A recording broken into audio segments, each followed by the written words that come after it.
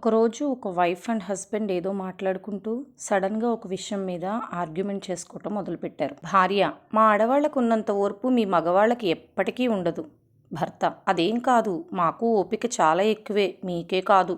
భార్య: సరేలే కానీ టీవీ పెట్టండి చూద్దాం. భర్త: ఓకే. టీవీ చూసేటప్పుడు హఠాత్తుగా భార్య ఇలా అంది.